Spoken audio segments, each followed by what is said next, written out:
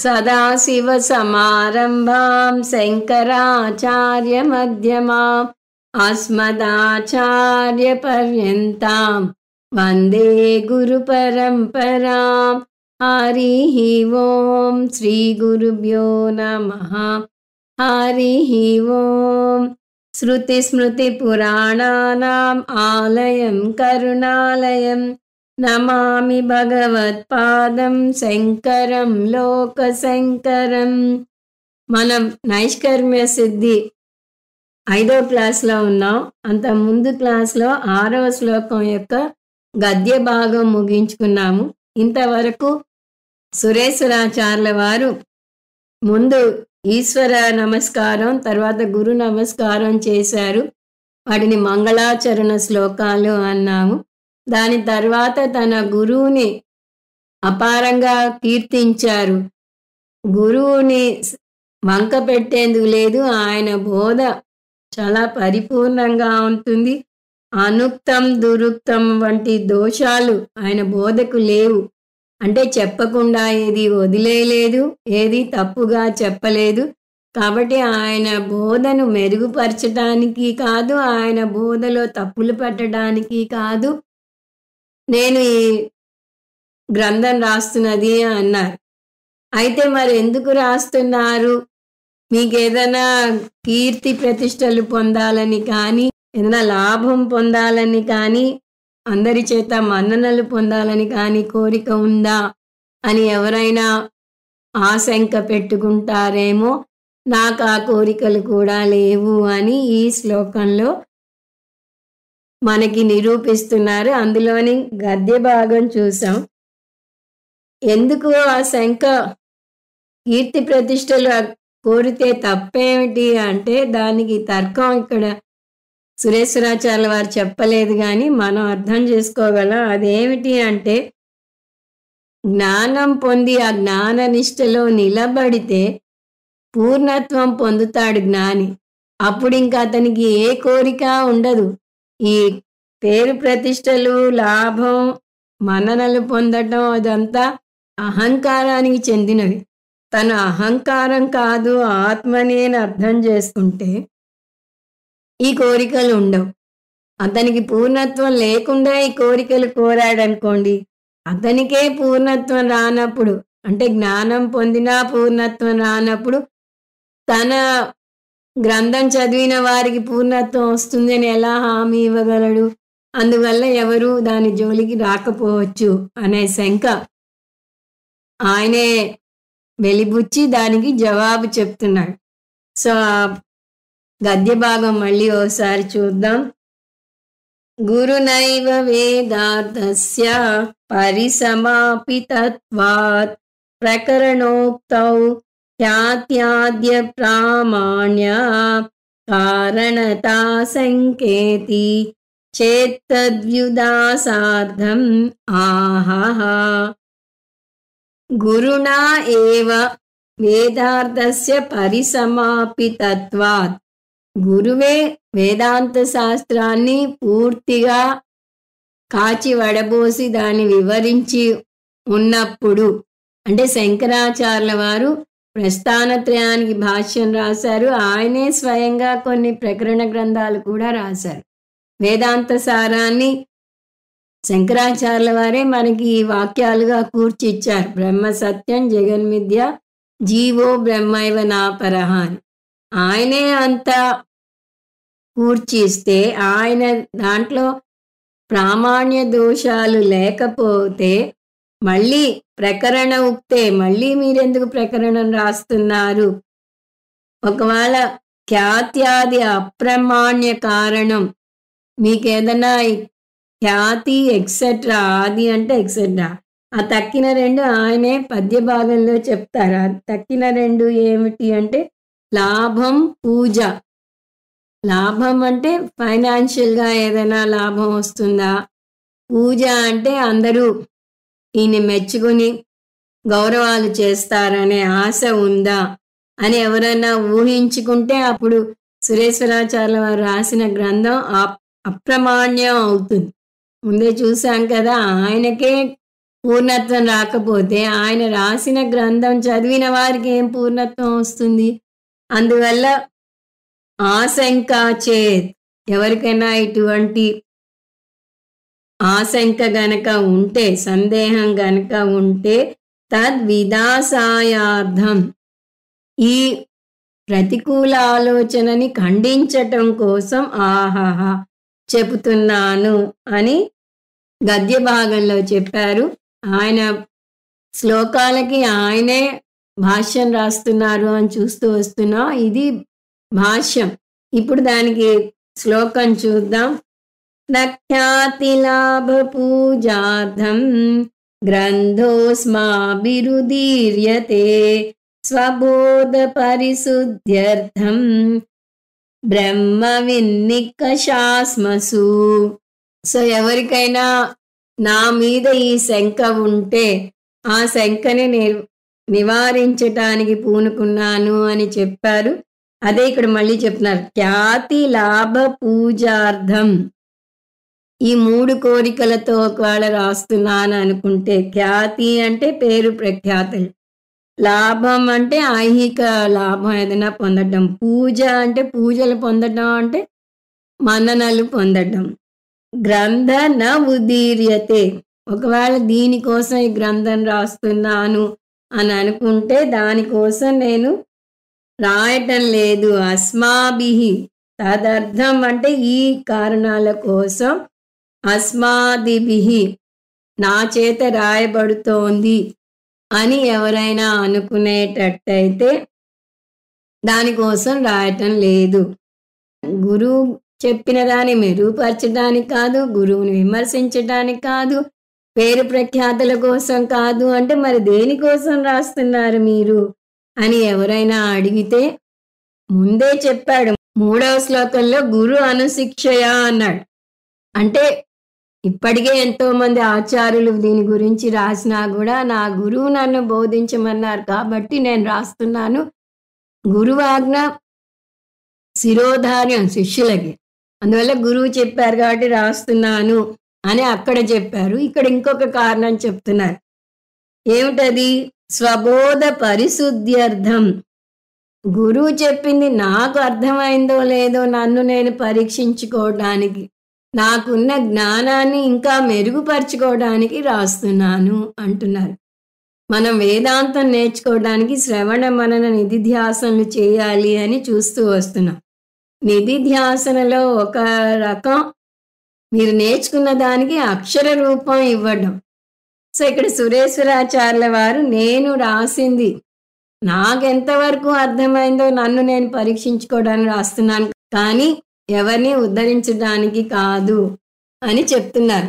స్వబోధ, నేను నేర్చుకున్న బోధ పరిశుద్ధ్యం, పరిశుద్ధి చేసుకోవడానికి, నన్ను నేను శుద్ధి చేసుకోవడానికి రాస్తున్నాను.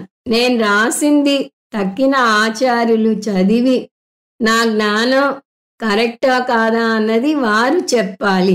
నాకు సరిగా అర్థమైందో లేదో ఎలా తెలుస్తుంది? అది నేను రాస్తేనే, నేను రాసిన దాన్ని బట్టి తక్కిన వారికి తెలుస్తుంది. నా మనసులో ఉంటే తక్కిన వారికి తెలియదు. ఒకవేళ నేను రాసింది సరి అయినదైతే తక్కిన ఆచార్యులు మెచ్చుకుంటూ ఇందులోవి కోట్ చేస్తూ రాస్తారు. నేను రాసింది తప్పైతే వారు విమర్శిస్తూ ఇలా ఇక్కడ తప్పు రాశారు అని విమర్శిస్తారు. అంటే నచ్చితే మెచ్చుకుంటారు, నచ్చకపోతే విమర్శిస్తారు. ఎవరు? తక్కిన ఆచార్యులు, మామూలు మనుషులు కాదు. ఈ విషయంలో దిట్టలైన మేధావులు నన్ను మెచ్చుకుంటారు లేదా తిడతారు. వారు మెచ్చుకుంటే నాకు ఈ జ్ఞానం బాగా వంటబట్టినట్టు, లేదంటే నేను ఇంకా నన్ను నేను మెరుగుపరుచుకోవాలని అర్థం అనే ఉద్దేశంతో సురేశ్వరాచార్యుల వారు అంటున్నారు. ఈ ప్రకరణ గ్రంథం, దీని ప్రకరణ గ్రంథం అంటారని మర్చిపోకూడదు. ఈ నైష్కర్మ్య సిద్ధి అనే ప్రకరణ గ్రంథాన్ని నన్ను నేను పరీక్షించుకోవడానికి ఒరిపిడి రాయిగా రాస్తున్నాను అంటారు. బంగారాన్ని టెస్ట్ చేయడానికి ఎలా అయితే ఒక ఒరిపిడి రాయి ఉంటుందో, ఇక్కడ ఒరిపిడి రాయి ఎవరు? మేధావులు. బ్రహ్మవిత్ నికషాస్మసు, నికషాస్మసు అంటే నా జ్ఞానాన్ని పరీక్షించడానికి వాడే ఒరిపిడి రాయి. ఎవరు వారు? బ్రహ్మవిత్. ఆల్రెడీ వేదాంతంలో పండిపోయిన వారు, అంటే తక్కిన ఆచార్యులు. ఎంత ఎక్కువ జ్ఞానం ఉంటే అంత అణిగిమణిగి ఉంటారు అని సామెత. అదేవిధంగా ఇక్కడ సురేశ్వరాచార్యుల వారు అన్నట్టే కాళిదాసు కవి కూడా తన ఒక గ్రంథం ఉపోద్ఘాతంలో అంటారు. అసలు ఆయన సంస్కృతంలో పండిపోయారు, కానీ ఆయన ఏమంటారు? నాకున్న సంస్కృత జ్ఞానం పరిపూర్ణమైనది అని నేను చెప్పలేను. తక్కిన మేధావులు నా సంస్కృత జ్ఞానాన్ని పరీక్షించి సరిగా ఉంది అంటేనే అప్పుడు నాకు ఆనందం. దానికి ఒక సూత్రం కూడా ఉంది, బలవదపి శిక్షితానాం. అంటే ఎంత గొప్ప ఆచార్యుల వల్ల జ్ఞానం పొందినా కూడా మనంతట మనకి ఆత్మస్థైర్యం రాదు. మనం పొందిన జ్ఞానం సరి అయినదో కాదో మనకి తెలియదు. ఎప్పుడు తెలుస్తుంది? తక్కిన వారు మన జ్ఞానాన్ని మెచ్చుకున్నప్పుడు తెలుస్తుంది. మన జ్ఞానాన్ని వారు మెచ్చుకోవాలి అంటే దానికి మనం అక్షర రూపం ఇవ్వాలి. అందువల్ల సురేశ్వరాచార్యుల వారు, నేను ఈ గ్రంథాన్ని రాస్తున్నది ఎవరినో ఉద్ధరించడానికి కాదు, లేదా వారిని మెరుగుదిద్దడానికి కాదు, నా జ్ఞానాన్ని నేను పరీక్షించుకోవడానికే రాస్తున్నాను అంటారు. నాట్ హోలియర్ దాన్ దౌ అని ఒక సేయింగ్ ఉంది. నీకన్నా నేను గొప్పవాడిని కాదు అని చెప్పేది ఎవరు? నిజంగా గొప్పవాళ్ళు. సో ఇది సురేశ్వరాచార్య వారి వినయాన్ని సూచిస్తుంది. కృష్ణ పరమాత్మ ఎన్నో విలువలు నేర్పించాడు, అందులో అదంభిత్వం ఒక విలువ. దానికి కాళిదాసుని, సురేశ్వరాచార్యుల వారిని మనం ఉదాహరణలుగా భగవద్గీత నేర్చుకుంటున్నప్పుడు చూసాం. ఇక్కడ వినయం ఎలా చూపించారో చూస్తున్నాం. సో ఈ శ్లోకం అర్థం చూస్తే, నేను ఖ్యాతి పొందడానికో, లాభం పొందడానికో, పూజలు అందుకోవడానికో ఈ గ్రంథం రాయటం లేదు. నేను రాయటం లేదు అనకుండా నా చేత ఈ గ్రంథం రచించబడటం లేదు. మరి ఎందుకు రాస్తున్నాను అంటే, నన్ను నేను మెరుగుపరుచుకోవడానికి, నా గ్రంథాన్ని తక్కిన బ్రహ్మవిత్తులు పరీక్షించి నాకు ఒక సర్టిఫికేట్ ఇవ్వడానికి అని అంటున్నారు. పరీక్షించటానికి అన్నదానికి నికషాస్మసు అన్న పదం వేశారు సురేశ్వరాచార్యుల వారి. పదాలు కొన్ని చాలా గంభీరంగా ఉంటాయి, మనకి మామూలుగా తెలిసిన సంస్కృత పదాలు కావాలి. సో ఇప్పుడు 7వ శ్లోకంకి వెళ్దాం. శ్లోకంలో ముందు గద్య భాగం వస్తుంది, ముందు అది చూద్దాం. అనర్ధానర్ధ హేతు పురుషార్థ తద్ధేతు ప్రకరణార్థ సంగ్రహ జ్ఞాపనాయ ఉపన్యాస. సో ఇక్కడితో అంటే 6వ శ్లోకంతో ఉపోద్ఘాతం అయిపోయింది. ఉపోద్ఘాతంలో ఏం చూసాం? మంగళాచరణం, ఈ గ్రంథం ఎందుకు రాస్తున్నారు అన్న అంశాలు చూసాం. ఇప్పుడు 7, 8 శ్లోకాల్లో సబ్జెక్ట్ మ్యాటర్ అంటారు. ఈ గ్రంథంలో దేని గురించి రాస్తున్నారు అనే విషయాన్ని మనకి పరిచయం చేస్తున్నారు. మొదటి అధ్యాయం యొక్క అంశాలు ఏమిటి? ప్రకరణార్థ సంగ్రహ. ప్రకరణం యొక్క అర్థం అంటే అధ్యాయ అర్థం, సంగ్రహ బ్రీఫ్గా చెప్తాను అన్నారు. మొదటి అధ్యాయంలో 100 శ్లోకాలు ఉన్నాయి. ఆ 100 శ్లోకాలలో ముందు 4 అంశాల గురించి చర్చిస్తారు. అవేమిటి? 1 అనర్ధ, మనిషికి ఉన్న సమస్యలు ఏమిటి? వేదాంతం ఏ సమస్యనా అవని సంసారం అంటుంది. మనిషికి సమస్య మారుతుంది, దేశానికి మారుతుంది, లోకానికి మారుతుంది. ఒకరికి కుటుంబంతో సమస్య అయితే ఒకరికి ఆరోగ్య సమస్య, ఇంకొకరికి ఉద్యోగంలో సమస్య. సమస్యలు వేలాది వేలున్నాయి, కానీ వాటన్నిటినీ ఒకటే హెడ్డింగ్ కింద పెట్టేసింది వేదాంతం, అది సంసారం. సో ఏ ప్రాబ్లం అయినా సరే మనిషి అవస్థపడుతున్నాడు అంటే అది సంసారం. సో ఇక్కడ మొట్టమొదటి అంశం అనర్ధ. రెండవది అనర్ధ హేతు. ఒక సమస్య ఉంది అంటే సమస్య కారణం ఏమిటి కూడా తెలుసుకోవాలి. ముందు సమస్యని డయాగ్నోస్ చేయటం చాలా పెద్ద సమస్య. అది అందరూ చేయలేరు. ఒక డాక్టర్ దగ్గరికి వెళ్తే మీరు ఒక కంప్లైంట్‌తో చెప్తే అది ఏ రోగమో ముందు చాలామంది డయాగ్నోస్ చేయలేరు. అది చేశాక దానికి కారణం ఏమిటో చెయ్యాలి. సో, ఇక్కడ రోగం సంసారం అని వేదాంత అనలైజ్ చేసింది. ఆ రోగానికి హేతు అంటే కారణం ఏమిటి? అజ్ఞానం అని తేల్చింది. మనం అది మొట్టమొదటే చూసాం. మళ్ళీ వాటి వివరాల్లోకి వెళ్ళటం లేదు. మొదటి స్టెప్పు, లాస్ట్ స్టెప్పు తీసుకుంటే దుఃఖం ఈజ్ ఈక్వల్ టు అజ్ఞానం అని చూసాం. అంటే అజ్ఞానం వల్లనే ఈ దుఃఖంలో పడి అవస్థ పడుతున్నాం మనం అని చూసాం. సో, వేదాంతం విచారణ చేసి మనకి ఇచ్చిన కారణం అజ్ఞానం, ఆత్మ అజ్ఞానం. మూడవది పురుషార్థం. సో, మనిషికి 4 పురుషార్థాలు ఇచ్చింది వేదం. ఆ 4గిట్లో ఏది మన అంతిమ పురుషార్థంగా ఉండాలి అంటే మోక్షం. సో, తక్కిన పురుషార్థాలు శాశ్వతమైన ఫలాన్నివో, మోక్షం ఒక్కటే శాశ్వతమైన ఫలాన్ని ఇస్తుంది అని గ్రహించాలి. సో, మోక్షం గురించి 3వ అంశంగా చర్చించబోతున్నారు సురేశ్వరాచార్యుల వారు. 4 పురుషార్థ హేతు. ఇక్కడ కారణం అంటే ఆ పురుషార్థాన్ని పొందటం ఎలా?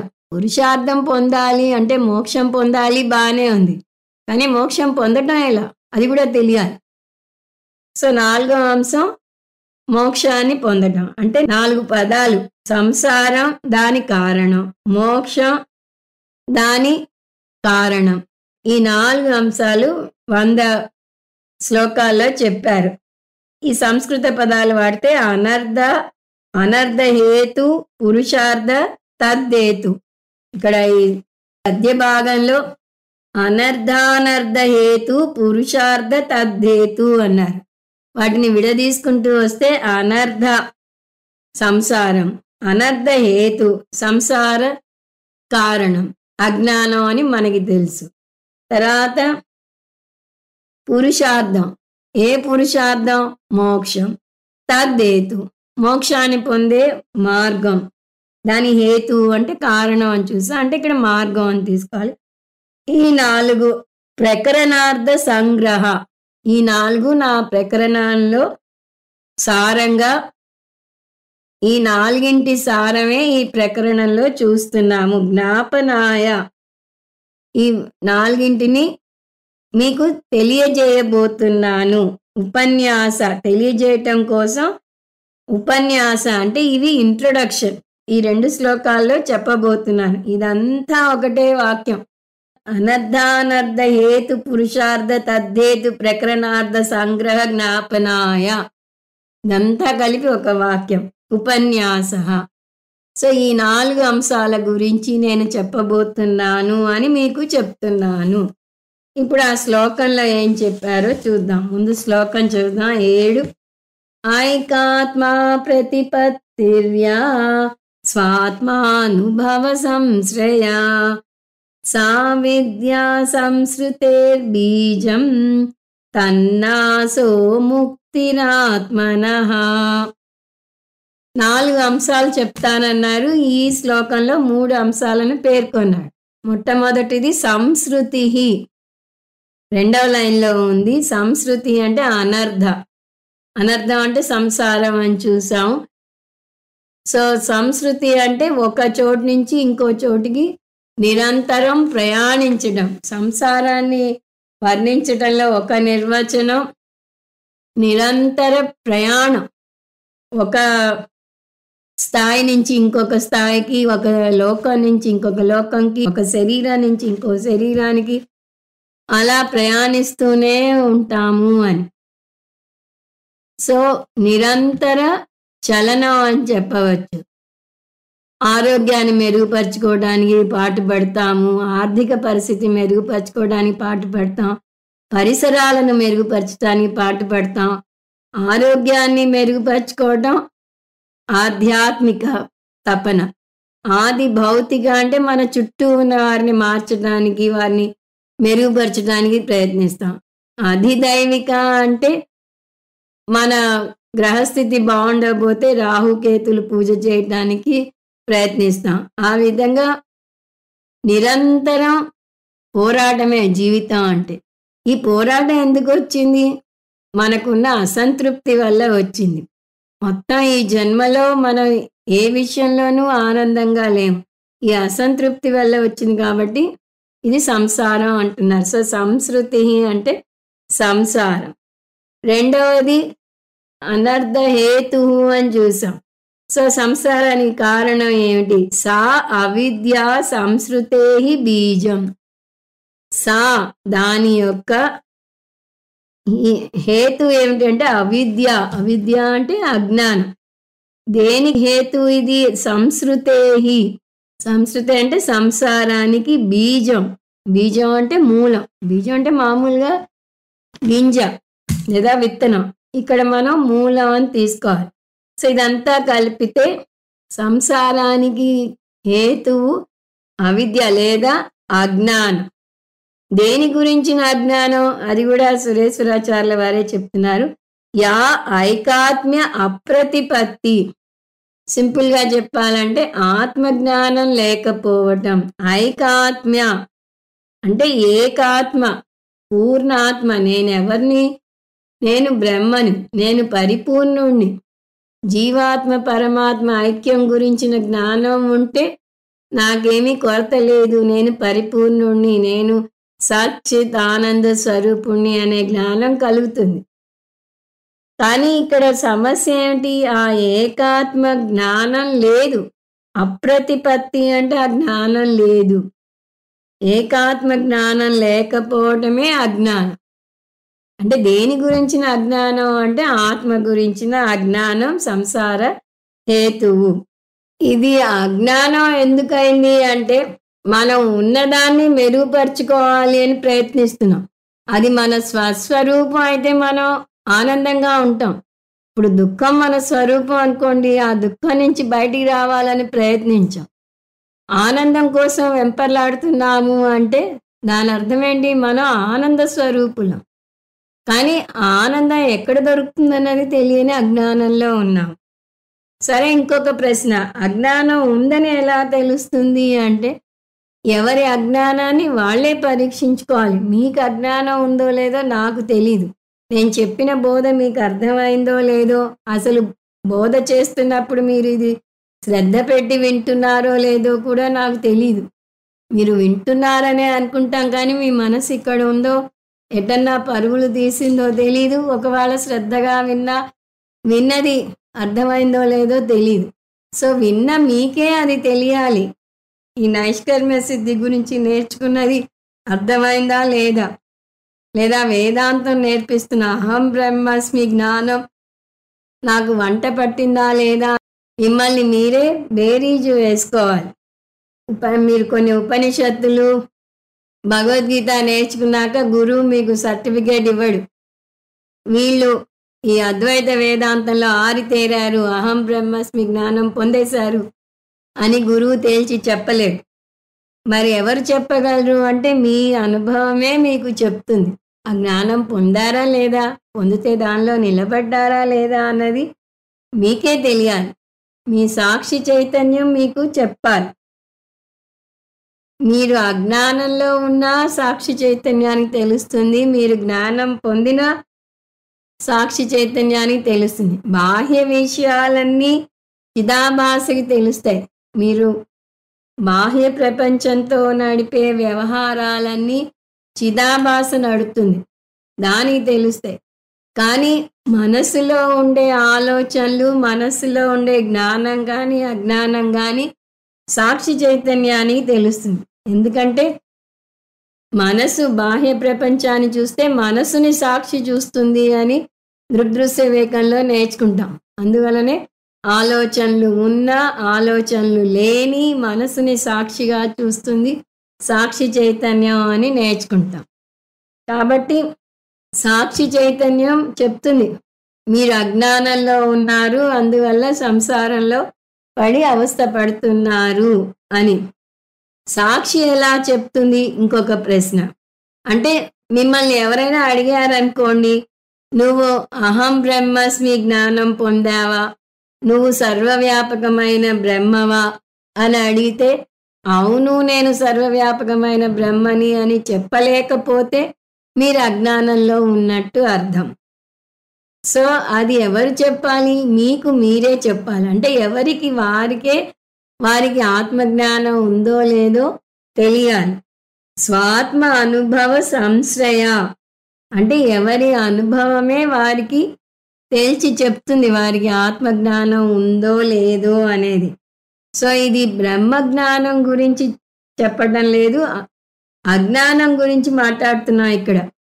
సో సాక్షి మీకు అజ్ఞానం ఉంది అనేది తేల్చి చెప్తుంది. మీలో ఒక మంచి భావన ఏర్పడితే సాక్షి చెప్తుంది, మీలో ఒక ద్వేషం ఏర్పడితే సాక్షి చెప్తుంది. అదేవిధంగా మీలో అజ్ఞానం ఉంటే సాక్షి చెప్తుంది. అది ఒక అర్థం. అంటే మొదటి అర్థం ఏమిటి? సాక్షి నీకు అజ్ఞానం ఉంది అని చెప్తుంది. రెండవ అర్థం సంశ్రయ అంటే అందులో ఉంది అని. అంటే సాక్షి చైతన్యంలో అజ్ఞానం ఉంది. సాక్షి చైతన్య అజ్ఞానం అనకూడదు, జాగ్రత్తగా వినండి. అజ్ఞానం ఉన్నది ఎక్కడ అంటే సాక్షి చైతన్యంలో ఉంది అని చెప్పాలి. దానికి సంశ్రయ అంటే ఆశ్రయం ఇస్తుంది అని. ఇంత గందరగోళం లేకుండా మనసుకి అజ్ఞానం ఉంది అనే విషయం సాక్షి చైతన్యం ద్వారా తెలుస్తుంది అని అర్థం చేసుకుంటే చాలు. సో ఈ అజ్ఞానమే సంసారానికి హేతువు, కారణం అని ఇక్కడ మనం అర్థం చేసుకోవాలి. ఇప్పుడు మూడవ అంశం ముక్తి. ముక్తి గురించి చెప్పబోతున్నాడు. ఎవరికి ముక్తి? ఎవరికో ముక్తి గురించి మీరు నేర్చుకోని అవసరం లేదు. మీ ముక్తి గురించి మీరు తాపత్రయపడతారు. సో మీరెలా మోక్షం పొందాలి అనేది మీరు నేర్చుకోవాలి. సో ముక్తి ఆత్మనః. ఇక్కడ ఆత్మనః అంటే సెల్ఫ్. సంస్కృతంలో ఆత్మ అంటే నేను అని ఒక అర్థం. ఇది రిఫ్లెక్సివ్ ప్రొనౌన్ అంటారు. సో నాకు నేను మోక్షం పొందడానికి ప్రయత్నం చేయాలి. మోక్ష నిర్వచనం ఏమిటి? తన్నాసహ, తత్ నాసహ. తత్ అంటే ఏమిటి? సంసారం. సో సంసార నాసహ మోక్ష. మోక్ష నిర్వచనం అడిగితే సంసారాన్ని నాశనం చేసేది ఏదైతే ఉందో అది మోక్షం. ఇప్పటికి 3 వచ్చాయి, ఇంకా మిగిలింది మోక్ష కారణం. ఆ 3 మళ్ళీ ఒకసారి 7వ శ్లోకంలో చూస్తే మొదట సంస్కృతి చూసాం. సంస్కృతి అంటే సంసారం. ఒక వృత్తంలో తిరగటాన్ని సంసారం అనవచ్చు. దానికి సంసార నివృత్తి లేదా సంసార హేతువు ఏమిటంటే స అవిద్య బీజం, మూలం అవిద్య. దేని గురించిన అవిద్య? ఐకాత్మ్య ప్రతిపత్తిర్యా. ఐకాత్మ అప్రతిపత్తి, నా స్వస్వరూపం గురించిన అజ్ఞానం. నేను పరమాత్మ ఒకటే అనే జ్ఞానం పొందకపోవటం వల్ల. ఆత్మ అజ్ఞానం ఉంది అని ఎలా తెలుస్తుంది అంటే స్వాత్మ అనుభవ సంశ్రయ, సాక్షి చైతన్యం వల్ల తెలుస్తుంది. మనసులో అజ్ఞానం ఉంది అని సాక్షి చైతన్యం వల్ల తెలుస్తుంది. మూడవ అంశం ముక్తి. సో ముక్తి అంటే ఎవరికి ముక్తి? ఆత్మనః, నాకే ముక్తి. ఎలా దొరుకుతుంది? తన్నాసహ, సంసారాన్ని నాశనం చేయటం వల్ల. సంసార నాశః మోక్ష. ఇది నిర్వచనం. సో మోక్షం కూడా చూసాం. ఇప్పుడు మోక్ష కారణం మిగిలింది. దానికి 8వ శ్లోకం చూడాలి. శ్లోకం ముందు గద్యం వస్తోంది, ముందు గద్యం చూద్దాం. పురుషార్థహేతః అవశిష్టత్వాత్ తదభివ్యాహారః. పురుషార్థహేతః అవశిష్టత్వాత్ తదభివ్యాహారః. సో సురేశ్వరాచార్యుల వారే చెప్తున్నారు, నేను 4 3 చెప్పాను, మిగిలింది ఏమిటి? పురుషార్థ హేతోహో అంటే మోక్షం యొక్క కారణం చెప్పాలి. అవశిష్టత్వాత్ అది మిగిలిపోయింది. సో పురుషార్థ హేతో అవశిష్టత్వాద్ అంటే మోక్ష కారణం చెప్పకుండా వదిలివేయబడింది. అందువల్ల తదభి వ్యాహార దాని గురించి ఇప్పుడు చెప్తాను, 8వ శ్లోకంలో చెప్తాను అని అంటున్నారు. వ్యాహృతి పదం మనకి తెలిసిందే. బ్రహ్మదేవుడు మొట్టమొదట పలికిన పదాలను వ్యాహృతి అంటారు. సో ఇక్కడ అభివ్యాహార అంటున్నారు, అంటే ఈ మోక్ష కారణాన్ని నేను చెప్తాను అని. ఇప్పుడు శ్లోకం చూద్దాం. శ్లోకం 8. వేదావసాన వాక్యోత్థ సమ్యజ్ఞానాసు సుక్షణిః దందహీత్యాత్మనో మోహం న కర్మా ప్రతికూలతః. మోక్ష కారణం మిగిలింది అన్నారు కదా. మోక్ష కారణం ఏమిటి? సమ్యజ్ఞానం అని చెప్తున్నారు సురేశ్వరాచార్యుల వారు. జ్ఞానం అంటే చాలదా, సమ్యజ్ఞానం అనటం ఎందుకు అని ఒక సందేహం వస్తుంది. సమ్యజ్ఞానం అంటే సరి అయిన జ్ఞానం, తప్పుడు జ్ఞానం కాదు అని. తప్పుగా తెలిసిన దాని జ్ఞానం అని ఎందుకు అంటాము? జ్ఞానం అంటేనే సరి అయిన జ్ఞానం కదా అని సందేహం వస్తే సంస్కృతంలో పొరపాటుని కూడా జ్ఞానం అంటారు. రజ్జు సర్ప భ్రాంతిలో తాడుని చూసి పాము అనుకుంటారు. అక్కడ పాముగా పొరపాటు పడటాన్ని సర్పజ్ఞానం అంటారు. అందువల్ల జ్ఞానం అంటే ఇంగ్లీష్ పదం కాగ్నిషన్, మనసులో కలిగే ఒక ఆలోచన. పాము అనే ఆలోచన వచ్చింది, దాన్ని కూడా జ్ఞానం కింద చెప్పవచ్చు. అందువల్ల మీకు వచ్చిన ఆలోచన సరి అయిన ఆలోచన అవచ్చు, తప్పుడు ఆలోచన అవ్వచ్చు. అందువల్ల జ్ఞానం అంటే సరి అయిన జ్ఞానం అనేది గురువు తేల్చి చెప్పాలి. పైగా మనకి తప్పుడు జ్ఞానం 2 సందర్భాలలో కలగవచ్చు. ఒకటి కావాలని తప్పుగా ఊహించుకుంటాం, ఇంకొకటి మనకు తెలియకుండా మన ప్రమేయం లేకుండా తప్పుగా అవుతుంది. ఇప్పుడే సర్పజ్ఞానం గురించి చూసాం. ఆ విధంగా జ్ఞానానికి 3 అర్థాలు చెప్పవచ్చు. కోరి కోరి తప్పుగా అర్థం చేసుకోవటం, తెలియకుండా తప్పుగా అర్థం చేసుకోవటం, సరి అయిన జ్ఞానం కలగటం. వీటి మధ్య భేదం ఏమిటి? ఇప్పుడే మనం తాడు పాము గురించి చూసాం. పాము గురించిన జ్ఞానం కోరి కోరి తెచ్చిన జ్ఞానం కాదు, తప్పుగా అర్థం చేసుకోవడం వల్ల కలిగిన జ్ఞానం. మరి కోరి తెచ్చుకునే తప్పుడు జ్ఞానం ఏమిటి అంటే మనం చేసే ఉపాసనలను తీసుకోవచ్చు. ఉపాసనలో మనం ఏం చేస్తాం? ఒక చిన్న శాలిగ్రామం మీద విష్ణుమూర్తిని ఆవాహన చేస్తాం. అలాగే ఒక పసుపు ముద్ద చేసి వినాయకుడు అంటాం. అగ్నిలో దేవిని చూస్తాం. శివలింగంలో శివుణ్ణి ఆవాహన చేస్తాం. అవి చిన్న వస్తువులని మనకు అంటే అవి నికృష్ట వస్తువులు. వాటి మీద ఉత్కృష్ట భగవంతుణ్ణి మనం ఆవాహన చేసి పూజ చేస్తాం. సో ఇక్కడ మనం కావాలని పొరపాటు చేస్తున్నాం. అందువల్ల దీని ఆధారంగా చేసుకుని శంకరాచార్యుల వారు ఒక సందర్భంలో చెప్తారు, పూజ ఉపాసనలు మోక్షాన్ని ఇవ్వలేవు. అక్కడ మనకి తెలిసి మనం పొరపాటు చేస్తున్నాం. ఒక చిన్న శాలిగ్రామం విష్ణుమూర్తి కాదు అని మనకు తెలుసు. ఒక చిన్న శివలింగం సర్వవ్యాపకుడైన శివుడు కాదు అని తెలుసు. అయినా చాలా శ్రద్ధగా వాటికి పూజ చేసి వాటిని పూజా గదిలో పెట్టుకుంటాం.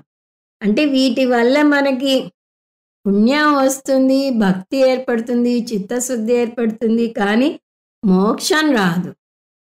ఆ విషయం మర్చిపోకూడదు. ఇంకొక పొరపాటు మనం తెలిసి చేసేది, ఒక బ్రాహ్మణుడిని పిలిచి అతనికి భోజనం పెడుతూ చనిపోయిన మన పితృదేవతలను అతనిలో ఆవాహన చేస్తాం. అతను జీవించున్నాడు, పితృదేవతలు మరణించారు. మరణించిన వారిని జీవించిన వారిలో మనం ఆవాహన చేసి నువ్వు తృప్తిగా తిన్నావా అని మరి అడుగుతాం. అందువల్ల పొరపాటు కూడా జ్ఞానం కింద వస్తుంది, కానీ అది ఆత్మజ్ఞానాన్ని ఇవ్వదు. సమ్యజ్ఞానం ఒక్కటే ఇస్తుంది. సమ్యజ్ఞానం అంటే అహం బ్రహ్మస్మి జ్ఞానం ఒక్కటే మోక్షాన్ని ఇస్తుంది. పొరపాటు జ్ఞానం మోక్షాన్ని ఇవ్వదు. అందువల్ల సమ్యక్ జ్ఞానం అనే పదాన్ని సరిగా అర్థం చేసుకోవాలి. ఇంత వివరణ ఈ సమ్యక్ పదం కోసం ఇవ్వాల్సి వచ్చింది. ఈ సమ్యక్ జ్ఞానమే ఆత్మనః మోహ, ఆత్మ గురించిన అవిద్య, ఆత్మ గురించిన అజ్ఞానాన్ని నాశనం చేస్తుంది. ఎవరి అజ్ఞానాన్ని? నా అజ్ఞానాన్ని, నాకున్న అజ్ఞానాన్ని, నేను పొందిన జ్ఞానం నాశనం చేస్తుంది. నేను జ్ఞానం పొందితే వేరే ఎవరికో అజ్ఞానం తొలగదు. సో ఎవరి అజ్ఞానాన్ని వారే వారి జ్ఞానంతో పారద్రోలాలి. ఇక్కడ ఒక అసైడ్ పాయింట్ అంటారు స్వామీజీ. ఈ విధంగా నేను పొందిన జ్ఞానం నా యొక్క అజ్ఞానాన్ని పారద్రోలుతుంది అంటే అజ్ఞానాలు ఎన్ని ఉన్నాయి? ఒకటా అనేకమా అని ఒక ప్రశ్న వస్తుంది. కానీ దానికి జవాబు మనం ఇక్కడ చూడపోవటం లేదు. ఊరికే మీలో ఒక కుతూహలం రేపి వదిలేస్తున్నాం. ఇప్పుడు శ్లోకానికి వస్తే ఆత్మనః మోహం నాశయతి. మోక్షం పొందితే ఆత్మనః అంటే నాకు ఉన్న మోహం అంటే అజ్ఞానం నాశయతి నాశనం అవుతుంది. జ్ఞానం నా అజ్ఞానాన్ని నాశనం చేస్తుంది. వెంటనే మనకి నేర్చుకోవాలనే తపన పుడుతుంది. అలా అయితే ఈ జ్ఞానాన్ని కొనుక్కోవాలి అర్జెంటుగా. ఏ మార్కెట్లో దొరుకుతుంది? మోక్ష షాప్లో ఉంటుందా? మోక్ష పేరుతో కొన్ని దుకాణాలు ఉన్నాయి మీకు తెలిస్తే. కానీ అందులో అమ్మేది వేదాంతం కాదు, లౌకిక వస్తువులు ఎన్నో. అందువల్ల షాపుల్లో దొరకవు. ఎక్కడ దొరుకుతుంది? వేదాంత శాస్త్రంలోనే దొరుకుతుంది. ఇంకా మాట్లాడితే ఉపనిషత్తుల్లోనే దొరుకుతుంది. ఉపనిషత్ వాక్యాన్ని, వేదాంత వాక్యాన్ని లేదా ఉపనిషత్ వాక్యాన్ని అంటున్నారు సురేశ్వరాచార్యుల వారు. ఆయన వాడిన పదం వేద అవసాని వాక్యం. వేద అవసాన వాక్యం. అవసాన స్థితిలో ఉన్నాడు ఒక వ్యక్తి అంటాం, అంటే అంత్య దశలో అని. ఇక్కడ అంత్య పదం వేదాంతకి కలిపితే వేదాంతం. ఉపనిషత్తులని వేదాంతం అని కూడా అంటారు. వేద అంత భాగంలో ఉంటుంది కాబట్టి. సో ఇవన్నీ కలిపితే వేద అవసాని వాక్యం అంటే ఉపనిషత్తు వాక్య విచారణ చేస్తేనే ఈ జ్ఞానం కలుగుతుంది, అజ్ఞానం తొలుగుతుంది, అప్పుడు మోక్షం కలుగుతుంది. ఉక్తం అంటే జనితం. ఏమిటి కలుగుతుంది? సమ్యక్ జ్ఞానం కలుగుతుంది. ఎలా కలుగుతుంది? వేదాంత వాక్యాలని విచారణ చేస్తే కలుగుతుంది. సో వేదాంత వాక్యాలని విచారణ చేయడానికి ఏమిటి మార్గం? ఇప్పుడు ఒక వస్తువు కొనాలంటే డాలర్లతో కొనాలా, రూపాయలతో కొనాలా, పౌండ్స్తో కొనాలా, క్రెడిట్ కార్డా, జీపే ఉందా, ఇవి అడుగుతూ ఉంటాం మనం. ఇక్కడ మరి వేదాంత జ్ఞానం పొందాలి అంటే ఏమిటి దానికి కరెన్సీ అంటే ఒకటే కరెన్సీ ఉంది, అది విచారః. విచారణ అంటే శ్రవణ మనన నిధిధ్యాసలు చేయాలి. నేనెవరు అని ఆలోచించటం కాదు. తత్ త్వం అసి అనే మహావాక్యాన్ని తీసుకుని తత్ అంటే ఏమిటి, త్వం అంటే ఏమిటి, అసి పదార్థం అంటే ఏమిటి, ఎలా జీవాత్మ పరమాత్మ ఐక్యం సాధ్యమవుతుంది, ఇవన్నీ వేదాంత విచారణలో తెలుస్తుంది. అంటే శ్రవణ మనన నిధిధ్యాసనల ద్వారా తెలుస్తుంది. శ్రవణం అంటేనే ఒక క్రమ పద్ధతిలో క్రమం తప్పకుండా కొన్ని సంవత్సరాల పాటు వేదాంత శాస్త్రాన్ని సమర్థమైన గురువు వద్ద అధ్యయనం చేయాలి అని వస్తుంది. కాబట్టి అది ఒక రోజులో జరిగిపోయేది కాదు, క్రాష్ కోర్సు అసలే కాదు. అందువల్ల ఈ జ్ఞానాగ్ని అజ్ఞానాన్ని కాల్చివేస్తుంది అని చెప్పడానికి ఇక్కడ సురేశ్వరాచార్యుల వారు ఒక ప్రత్యేకమైన పదాన్ని వేశారు. ఆసు సుక్షణిహి అన్నారు. అంటే ఇది జ్ఞానాగ్ని. జ్ఞానాగ్ని దగ్ధ సర్వకర్మాణి అని మనం భగవద్గీతలో నేర్చుకున్నాం. అదే మాట ఇక్కడ ఆయన చెప్తున్నారు. కాకపోతే ఆయన ప్రత్యేకత మనకు తెలియని పదాలు వాడటం అని చూసాం. సో ఇక్కడ ఆసు సుక్షణి అన్నారు. ఆ రూట్ అది ఎలా వచ్చిందో మనం వాటి వివరాల్లోకి వెళ్ళటం లేదు. దాని అర్థం జ్ఞానాగ్ని దగ్ధం చేస్తుంది. దేన్ని? ఆత్మని అనకూడదు, అజ్ఞానాన్ని దగ్ధం చేస్తుంది అని అర్థం చేసుకోవాలి. సో ఆత్మనః మోహం దమ్ దహీతి. దమ్ దహీతి అంటే దగ్ధం చేస్తుంది. దేని దగ్ధం చేస్తుంది? అజ్ఞానాన్ని. ఎవరి అజ్ఞానాన్ని? ఆత్మనః, నా అజ్ఞానాన్ని ఆత్మజ్ఞానం అంటే శాస్త్రాధ్యయనం దగ్ధం చేస్తుంది. శాస్త్రంలో అగ్ని ఉపమానం తరచూ చూస్తూ ఉంటాం. అజ్ఞానాన్ని చీకటితో, జ్ఞానాన్ని వెలుతురుతో పోలుస్తారు. మనం అంతకుముందు కూడా ఈ శ్లోకం చూసాం. ఏమిటది? అసతోమా సద్గమయ, తమసోమా జ్ఞానమయ, మృత్యోర్మా అమృతంగమయ. Oh God, lead me from darkness to light, ignorance to knowledge, mortality to immortality అని దాని అర్థం. కాబట్టి అజ్ఞానం అనే చీకటిని పారద్రోలాలి అంటే జ్ఞానం అనే చిరుదీపాన్ని వెలిగించాలి. ఆ అజ్ఞానాన్ని దగ్ధం చేయాలి అంటే చిరుదీపం చాలదు, జ్ఞానాన్ని పరిపూర్ణంగా పొందాలి. అందువలనే సమ్యజ్ఞానం అని చూసాం. ఆత్మానమరణిం కృత్వా ప్రణవం చోత్తరారణిం జ్ఞాన నిర్మదనాభ్యాసాత్ పాసం దహతి పండితః అని కైవల్యోపనిషత్తులో వస్తుంది. పూర్వం 2 చెక్కలను ఒక పద్ధతిలో మదిస్తే ఆ రాపిడికి నిప్పురవ్వలు వచ్చేవి. దానితో యజ్ఞం చేసేవారు. అవి కూడా ఒక పద్ధతిలో చేయాలి. కింద చెక్కను కదలకుండా ఉంచి దానిలో ఇంకో పొడవైన చెక్కను కవ్వంలా ఉంచి చిలుగుతారు. పై చెక్కను ఉత్తరారణి అంటారు. వాటి మధ్య ఘర్షణ వల్ల అగ్ని పుడుతుంది. ఇప్పుడు దీన్ని ఒక వ్యక్తితో పోలిస్తే శిష్యుని యొక్క మనసు కింద చెక్కలా అంటే కింద అరణిలా గట్టిగా కదలకుండా ఉండాలి. మనసు నిశ్చలంగా వేదాంత వాక్యాల మీదే ఉండాలి. వేదాంత వాక్యాలు పై అరణి కింద వస్తుంది. సో ఈ శ్రవణ మనన నిధిధ్యాసనలు రాపిడికి తోడ్పడతాయి. అప్పుడు జ్ఞానం అనే నిప్పురవ్వలు వస్తాయి. ఇది కైవల్యోపనిషత్తు మంత్రం అర్థం. ఇదే అర్థాన్ని కృష్ణ పరమాత్మ కూడా తీసుకుని జ్ఞానాగ్ని సర్వకర్మాణి భస్మసాత్ కురుతే తథా అన్నాడు. అంటే అగ్నిని జ్ఞానంతో పోలుస్తారు. అగ్ని దృష్టాంతంలో 2 అంశాలు తీసుకోవచ్చు. అగ్నికి 2 లక్షణాలు ఉన్నాయి. అది దాగి ఉన్నదాన్ని ప్రకాశింపజేస్తుంది, ఉన్నదాన్ని నాశనం చేస్తుంది. అది ఎలాగో చూద్దాం. సానుకూలంగా చూస్తే అగ్ని చీకటిని పారద్రోలుతుంది. అంటే మనకి అజ్ఞానం చీకటి ఉంటే జ్ఞానం అగ్ని అయితే ఈ జ్ఞానం అనే అగ్ని మనలో ఉన్న చీకటి అనే అజ్ఞానాన్ని పారద్రోలుతుంది. కానీ ఇక్కడ మనం అది చూడటం లేదు. రెండవది చూస్తున్నాం, నాశనం చేస్తుంది.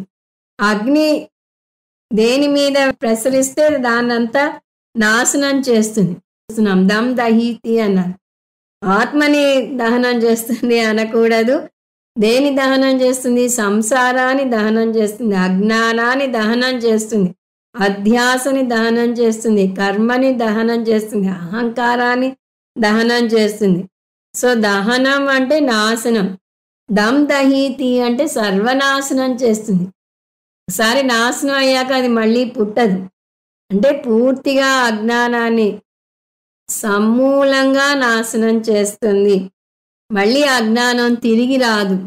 ఇప్పుడు తాడు పాము ఉదాహరణ తీసుకుంటే, పాము విషయంలో అజ్ఞానం ఉంటే ఆ అజ్ఞానం ఎవరో వచ్చి లైట్ వేసి చూపిస్తే అక్కడ తాడే ఉంది పాము లేదు అని తెలియటం వల్ల పోతుంది. మళ్ళీ ఇంకోసారి అజ్ఞానం రాదు. మళ్ళీ ఆ గదిలోకి వెళ్ళినా కూడా అక్కడ ఉన్నది తాడే పాము కాదు అనే నిశ్చయ జ్ఞానం కలుగుతుంది. కాబట్టి సమ్యజ్ఞానం కనుక పొందితే అజ్ఞానం సమూలంగా నాశనం అవుతుంది. అందువల్ల దమ్ దహీతి, దమ్ ప్లస్ దహీతి ఇదొక ప్రత్యేక పదం. అతిశయేన దహతి అని అంటే పూర్తిగా దహిస్తుంది అని. ఎందుకు పూర్తిగా దహిస్తుంది అంటే లిటరేచర్లో ప్రతి పదము చాలా ముఖ్యమైనది. ఒక ప్రత్యేకమైన పదాన్ని ఎన్నుకుంటే అక్కడ మీకు చెప్పాల్సిన అర్థం పూర్తిగా చెప్పబడుతుంది. ఇక్కడ ఆత్మజ్ఞానం పొందితే సంసారం పూర్తిగా నాశనం అవుతుంది అని ప్రత్యేకించి చెప్తున్నారు. ఎందుకు పూర్తిగా నాశనం అవుతుంది అని చెప్పాలి? సంసారం నాశనం అవుతుంది అని చెప్తే చాలదా అంటే దానికి ఒక కారణం ఉంది. ప్రాయశ్చిత్త కర్మ కూడా పాపాన్ని నాశనం చేస్తుంది. ఉదాహరణకి గంగా స్నానం చేస్తే పాపాలన్నీ నాశనం అవుతాయి అంటారు. అలాగే పుణ్యకర్మలు చేస్తే పాపకర్మలు నాశనం అవుతాయి అని అంటారు. కానీ ఆ నాశనం ఏమిటి? తాత్కాలిక నాశనం. వాటి తర్వాత మీరు మళ్ళీ పాపాలు చేస్తే అవి ఉంటాయి, అవి పోవు. కానీ ఒకసారి జ్ఞానం పొందాక దానివల్ల అజ్ఞానం పూర్తిగా పోతుంది, సగం మిగిలిపోదు. మళ్ళీ వేరే ఏమీ చేయనవసరం లేదు. మీరు 2+2 = 4 అని నేర్చుకుంటే మీరు ఎంత బెంగలో ఉన్నా, ఎంత ఏడుస్తున్నా, ఎంత బాధపడుతున్నా ఎవరైనా 2+2 ఎంత అంటే 4 అని చెప్పగలుగుతారు. ఏమో నాకు తెలీదు అని చెప్పరు. అటువంటి నిశ్చయ జ్ఞానం కలిగి సంసారం అనే బాధ దహించుకుపోతుంది కాబట్టి దమ్ దహీతి అన్నారు. ఇప్పుడు ఒక ప్రశ్న, సరే బాగుంది, జ్ఞానం పొందితే పూర్తిగా సంసారం దహించుకుపోతుంది అన్నారు. సో అగ్ని వల్ల దహిస్తుంది అన్నారు, బాగానే అని. కానీ ఈ జ్ఞానం అనే అగ్నిని ఎలా రగల్చాలి అంటే అరణి మదనం చేయాలి. మామూలుగా అయితే యజ్ఞాలకి అరణి మదనం చేసేవారు, లేదా ఇప్పుడు ఒక అగ్గిపుల్లతోనో ఒక లైటర్తోనో వెలిగిస్తాం. మరి జ్ఞాన జ్యోతిని ఎలా వెలిగించాలి అంటే దానికి జవాబు ఇక్కడ చూసాం. వేద అవసాన వాక్య ఉత్తం. సో వేదాంతంలో ఉన్న వాక్యాలని నేర్చుకోవాలి, వాటి విచారణ చేయాలి. అరణి మదనంతో కైవల్యోపనిషత్ పోల్చిందని చూసాం. అక్కడ ఏమంది? మనసు కింద అరణిలాగా ఉండాలి, అది కదలకూడదు. కింద అరణి కదిలితే పైనుంచి దంచలేం. సో మనసు చంచలంగా లేకుండా నేర్చుకుంటున్న బోధ మీదే నిలిచి ఉండాలి. వేదాంత వాక్యాలను మనసులోకి పంపించాలి, అంటే అది పై అరణిగా పనిచేస్తుంది. అవి ఎలా పంపించాలి? శ్రవణ మనన నిధిధ్యాసల ద్వారా పంపించాలి. సో మదనం చేయడానికి వాడేది శ్రవణ మనన నిధిధ్యాసం. అప్పుడు జ్ఞానం అనే రవ్వలు వస్తాయి. సో ఇవే వాక్యాలను మళ్ళీ మళ్ళీ అహం బ్రహ్మస్మి వాక్యం ఉందనుకోండి, దాన్ని పదే పదే తలుచుకుంటూ ఉండాలి. మనసు దీని మీదే నిలబడి ఉండాలి అని. ఇక్కడ అగ్నికి సురేశ్వరాచార్యుల వారు ఆసు సుక్షనిహి పదం వాడారనే విషయం కూడా మర్చిపోకూడదు. ఆసు సుక్షని అనే పదం ఆసుస్ అనే ధాతువు నుంచి వచ్చింది. దాని అర్థం శోషణం, అంటే ఎండిపోయేలా చేస్తుంది.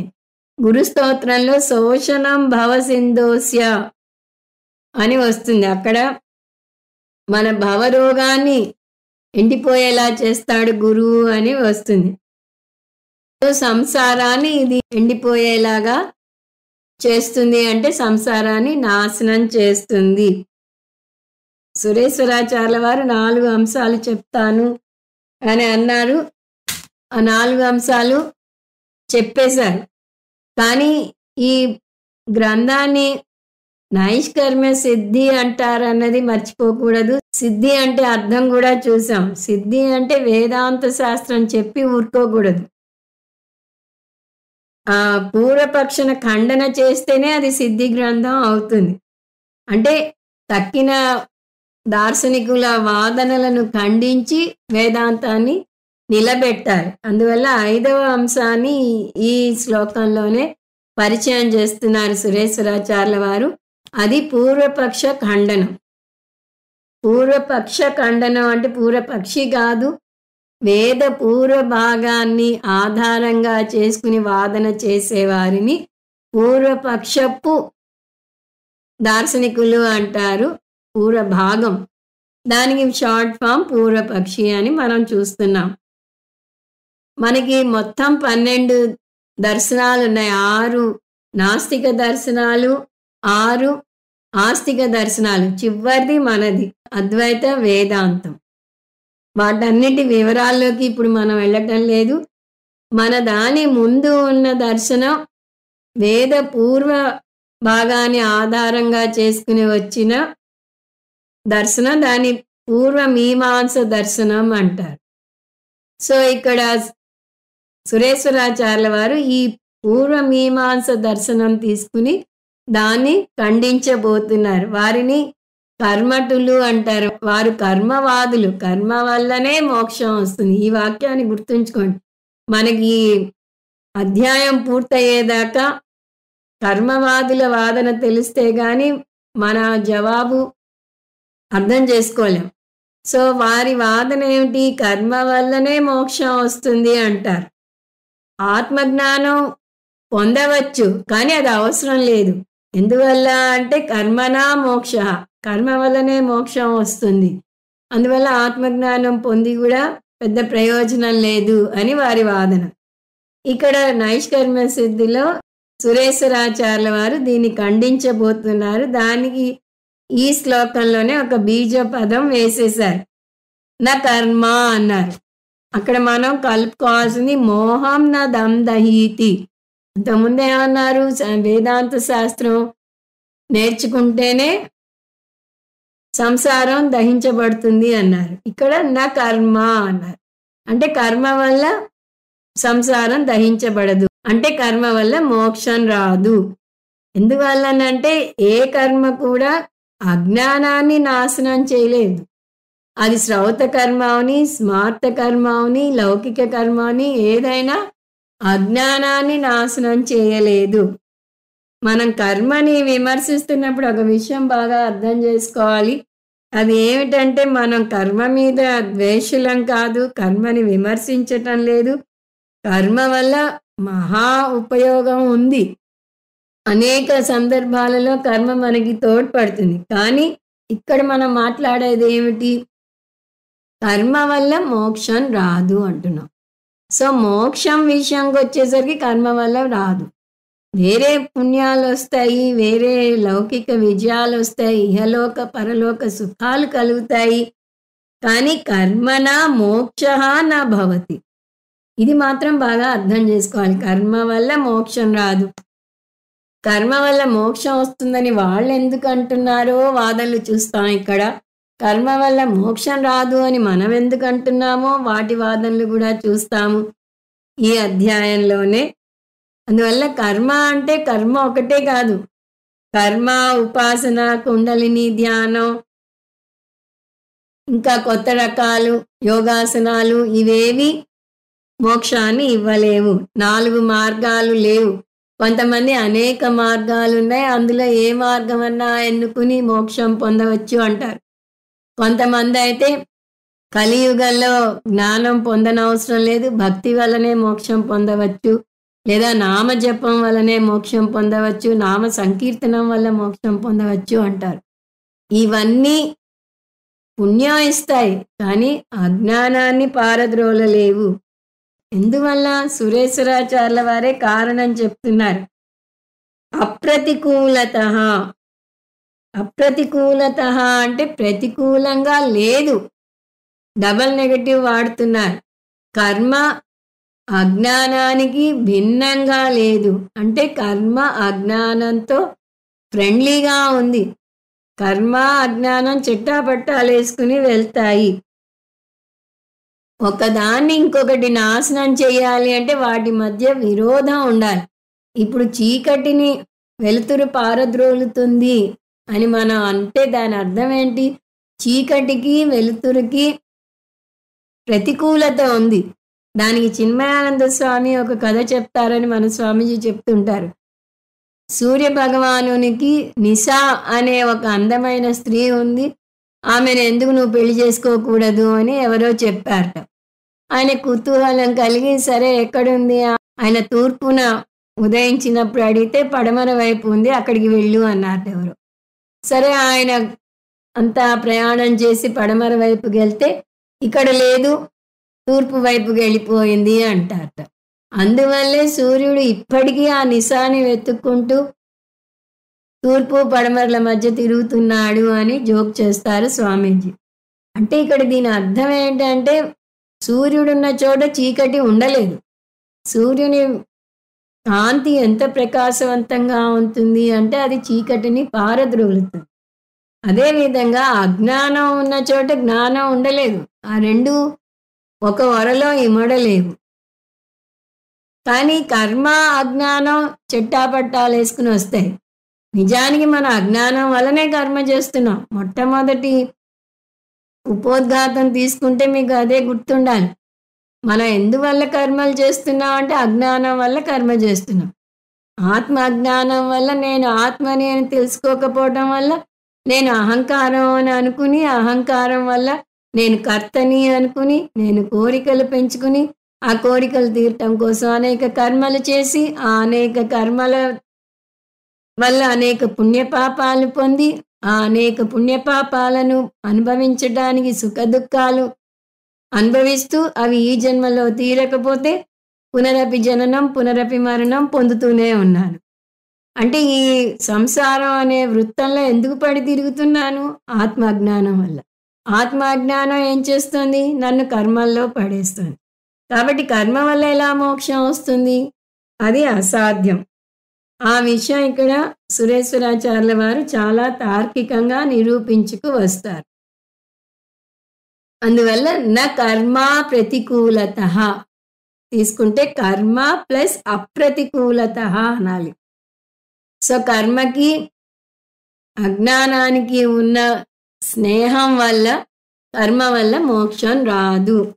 ఇక్కడతో 8వ శ్లోకం అయింది. దీని అర్థం మళ్ళీ చూస్తే వేదావసాన వాక్య ఉత్తః అంటే వేదాంత వాక్య విచారణ వల్ల జ్ఞానం పొందితే సమ్యజ్ఞాన ఆసు సుక్షణి సమ్యజ్ఞానం అనే అగ్ని దందహీతి ఆత్మనో మోహం ఆత్మ అజ్ఞానాన్ని పూర్తిగా దహించి వేస్తుంది.